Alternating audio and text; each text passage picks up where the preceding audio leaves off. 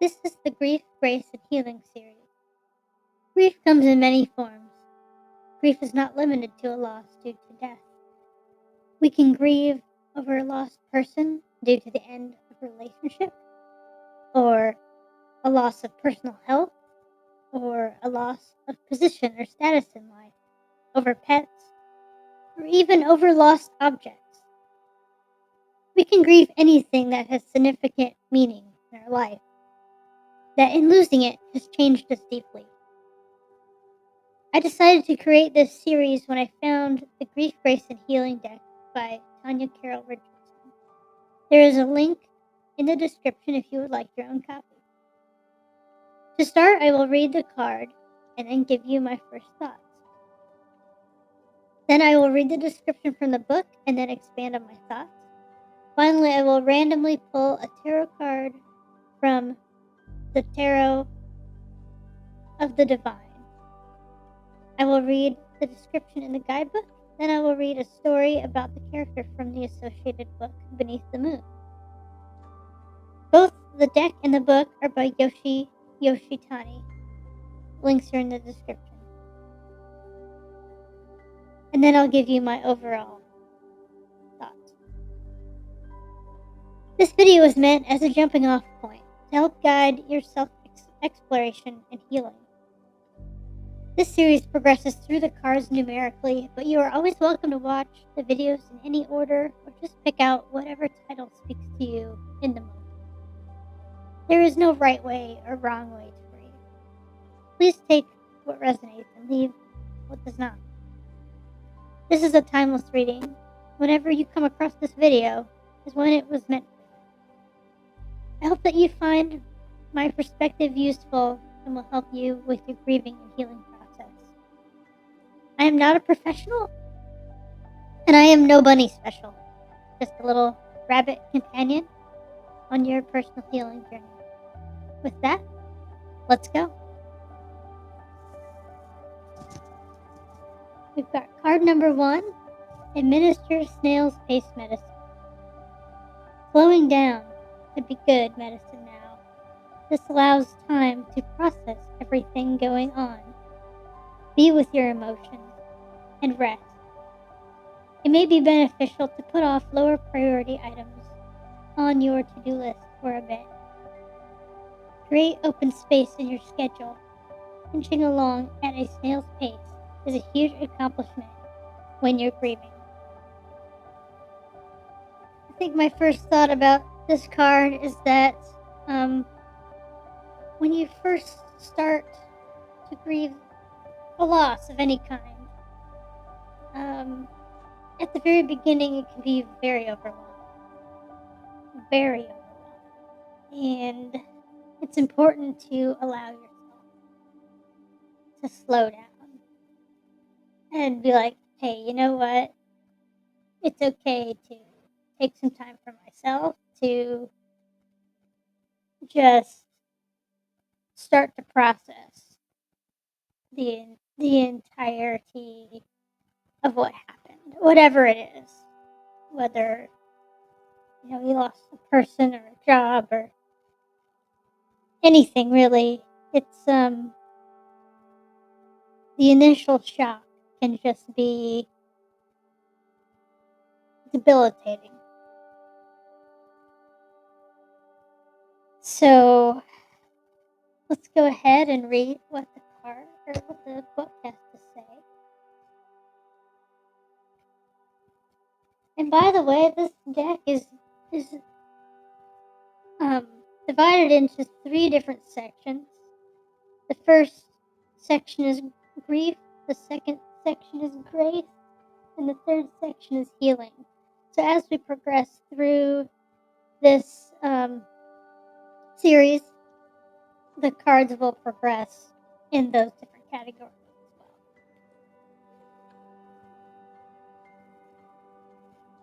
well. Okay.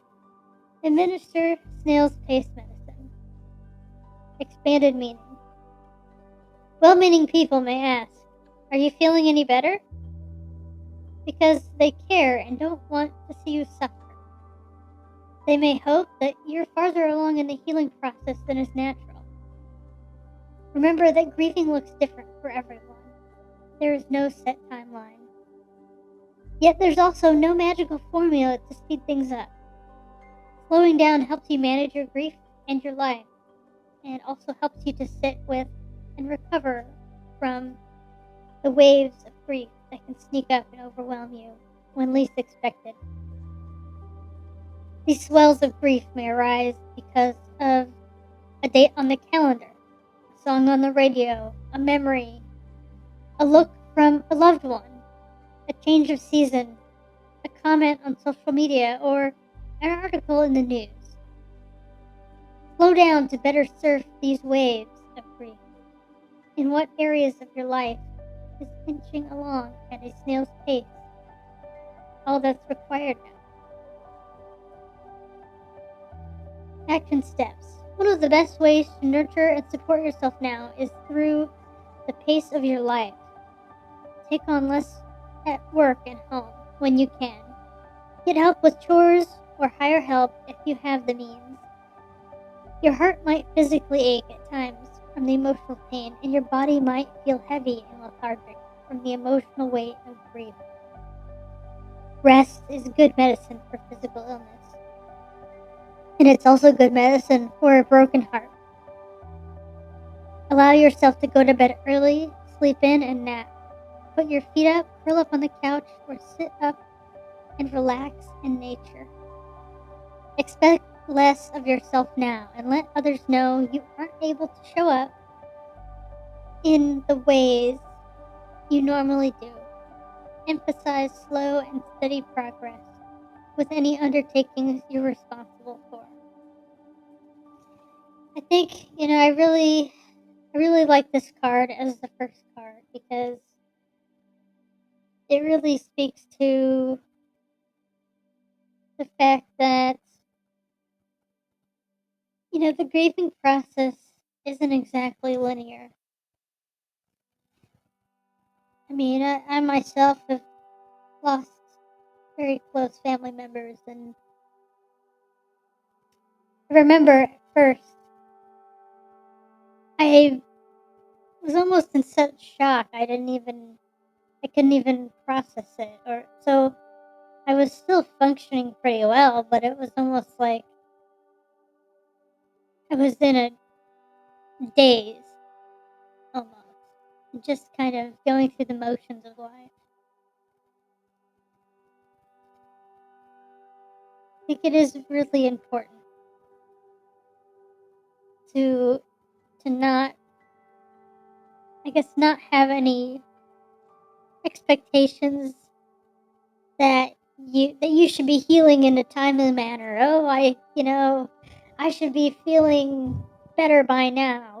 Oh, it's 6 months later. I should be over this by now. That's not really exactly how it goes. It's, gosh, even times now, I've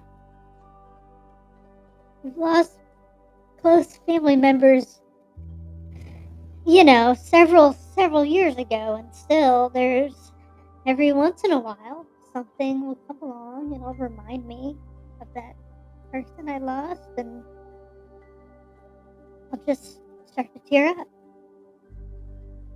And yeah, it doesn't hurt as much as it did at the beginning, but it's still there. Like it says to slow down to better surf the waves of grief. I really like that as a description because it really is there are ups and downs, there are ebbs and flows in this entire process. It's so important to just make sure that you give time to yourself and be gentle with yourself and allow for the process to happen, and lean on other people when you can who can help you out until you're able to kind of stand back on your own 2 feet again, because it's not just it's not just emotionally draining, it is physically draining to go through these things. With that, let's go ahead and move on to the Tarot of the Divine. Now these cards have been pre-shuffled. This is a deck inspired by fairy tales and folklore and deities of all kinds. And I just want to pull one of these and kind of add a little story to this. And maybe with the little story, there's something else we can learn, and that will benefit us today.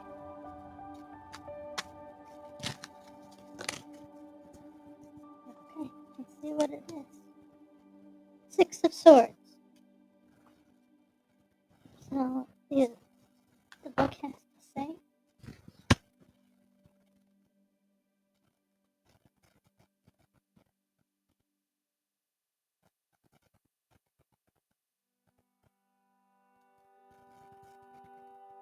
This is, and forgive me if I pronounce any of these names incorrectly. These different deities and stories come from around the world, and I admit I'll do my best, but I'm not the best at pronouncing every language on the earth. So this is Danae and Perseus, Greek mythology. The Six of Swords represents leaving behind tumultuous waters for a future that is calm and promising. After being imprisoned by her own father, Danae and her young son Perseus escape. Perseus will eventually grow to defeat the Gorgon Medusa. Its meaning is upright, healing, moving forward, stability, escape, and journeys. That's very appropriate because this is a journey. And Six of Swords there in this card. It shows in most versions of this card, based on the Rider-Waite-Smith, you'll see behind the people in the boat there is turbulent waters, and in front of the people in the boat is calm waters. So they're moving away from turmoil into a calm, peaceful place. So let's see here. I absolutely love this book. It's called Beneath the Moon, and this is the book associated with this tarot deck, and it has a bit longer versions of the stories behind the characters that were used in this deck by the same person who wrote the deck. Let's see if I can find it.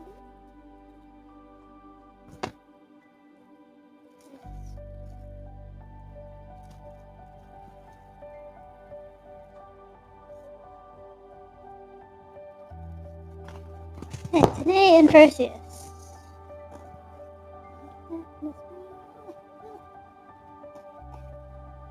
A long time ago in Argos lived King Acrisius and his only child, Princess Danae. When King Acrisius learned of a prophecy that he was destined to die at the hands of his daughter's son, he locked Danae deep underground in a chamber made of bronze, so that no man could come near her. However, the god Zeus infiltrated her prison and, in the guise of a shower of gold, impregnated her.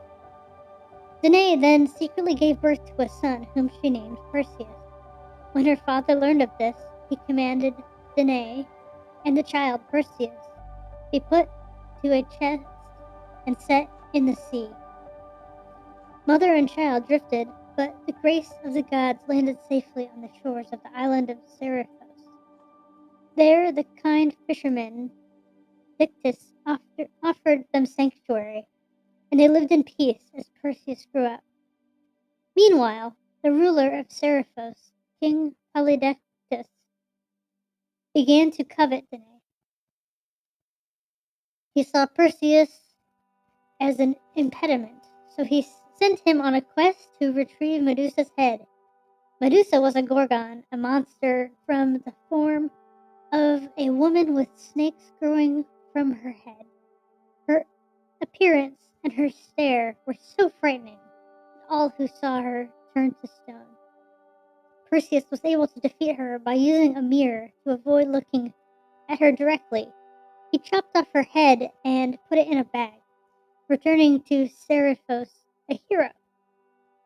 Unfortunately, the king never expected Perseus to return, and Danae, repulsed by Polydectes, had fled to the temple of Athena.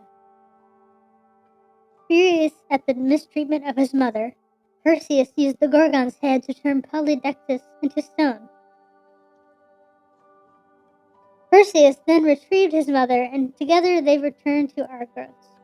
King Acrisius, terrified that he would die at the hands of his grandson, exiled himself instead. But at the games commemorating the exiled king, Perseus threw a discus that flew astray and hit Acrisius, killing him instantly. Well, that's a lot of drama. Yeah. I think, there's something that I could say that ties this story to what we're looking at right now with this card, and is that it's a journey, and Perseus did not ask to go on this journey. It was kind of thrust upon him, and in the same way that just events of life thrust things upon us that we don't expect to have to encounter, and that we have to somehow deal with all these challenges, and then you think that you've overcome the challenges, and then there are more challenges, and I think part of the trick is to not, when you're beginning the grieving process, it's hard to see how any of it could be positive.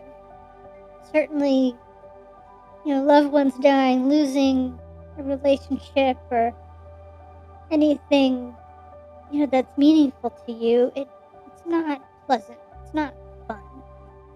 It's not something that generally people wish upon their worst enemy. But for sure, I know, at least for me personally, some of the times that I've learned the most were, things that I had to go through, and it caused me great pain, and it taught me something. And a lot of times it was something that I didn't necessarily want to look at. So, I don't know. Some people believe that everything happens for a reason. I don't know. I can't say that that I really know if everything happens for a reason. I do know that sometimes how we face things in life, it can help us to grow and help us become better.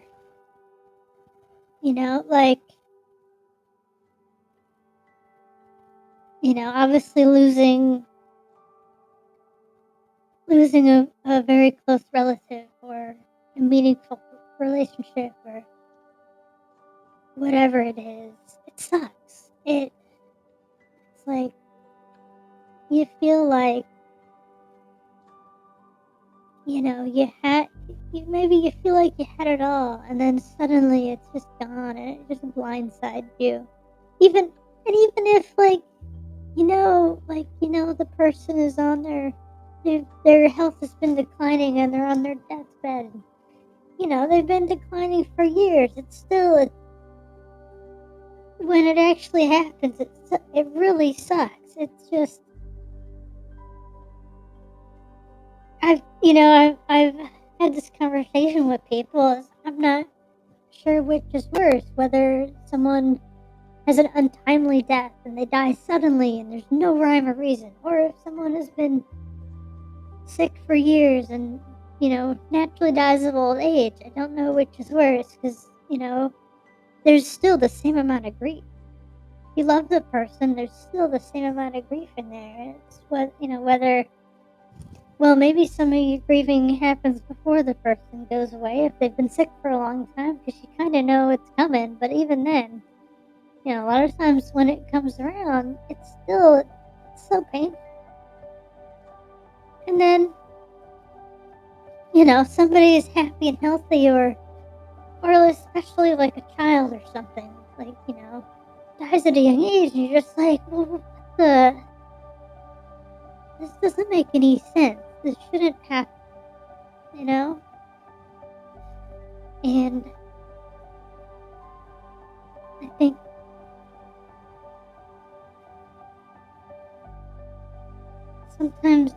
sometimes in dealing with these tragedies, we can find some sort of we can find strength and salvation in a way. I don't necessarily, maybe not necessarily in a religious context, but like,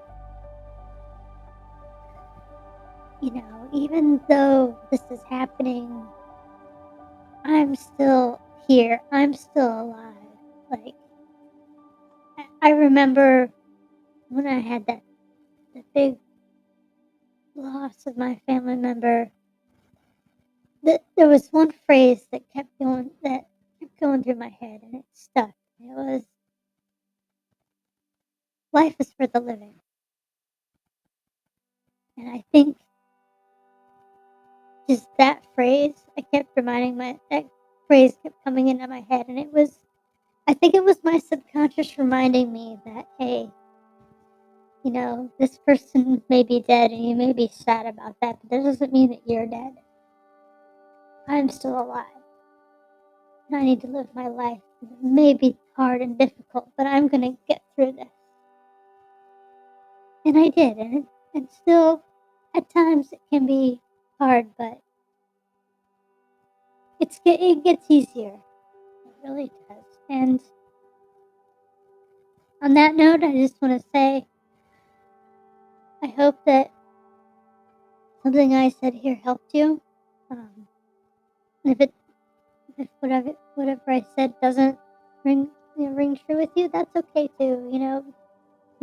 Everyone is on their own personal healing journey, and I hope that this was helpful. Maybe a jumping off point for you to think about your own life and what's going on in your life, and maybe see things from a different perspective you hadn't thought of before, or hey,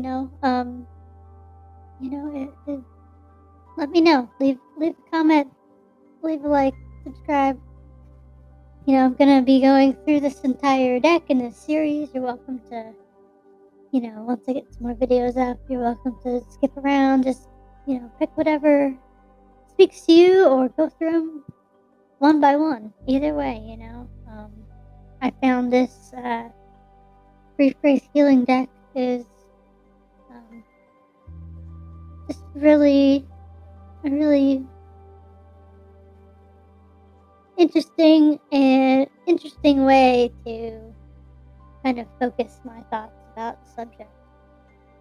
So I hope this helped you. See you next time.